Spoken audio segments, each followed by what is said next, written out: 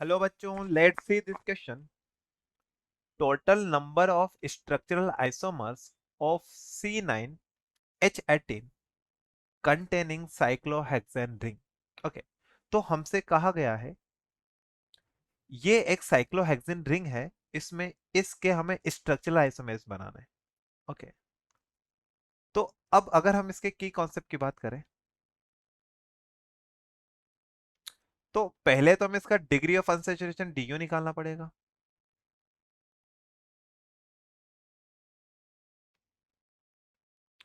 Degree of unsaturation, और वो कैसे निकालेंगे? हमारे पास एक फॉर्मूला होता है DU निकालने का।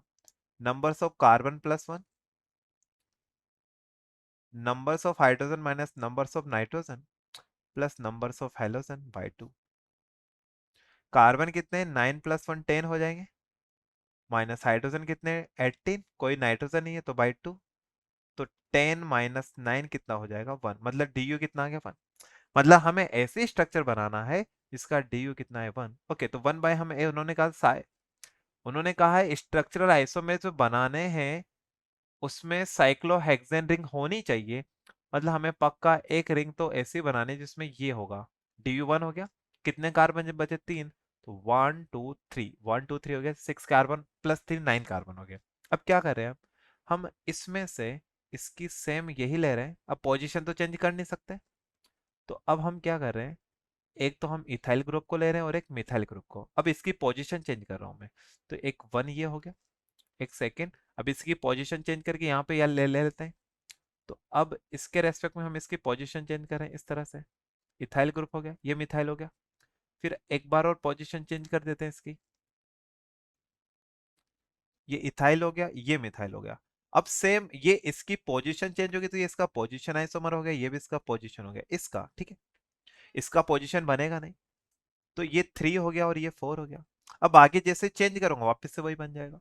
और एक इसकी स्ट्रक्चर ऐसे भी तो बन सकते हैं ना, इस तरह से। इथाइल ग्रुप ये यहाँ पर है और यहाँ पर मैंने क्या लगा था? मिथाइल ग्रुप, तो ये 5 नंबर का बन सकता है। अब हमने इस तरह का तो री अरेंजमेंट बना दिया। अब हम क्या कर रहे हैं, वन वन मिथाइल ग्रुप को कनेक्टिंग करते हैं। तो वन मिथाइल ग्रुप को यहाँ पर, वन को यहाँ पर, वन को यहाँ पे कर दिया।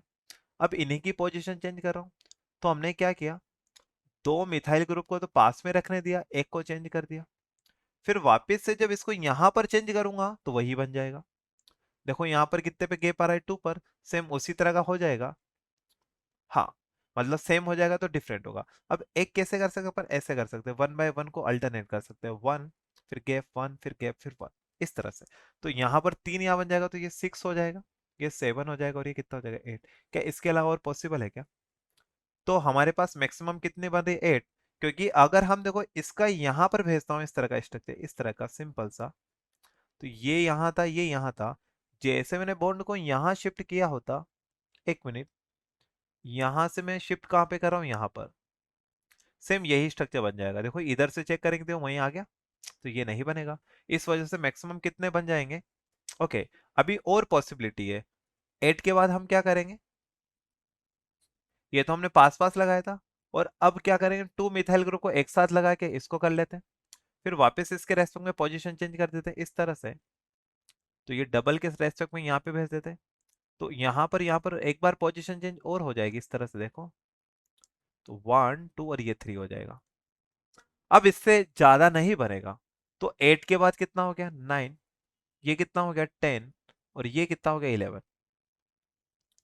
अब इसके और कोई साइक्लोहेक्सेन में नहीं बन रहा होगा।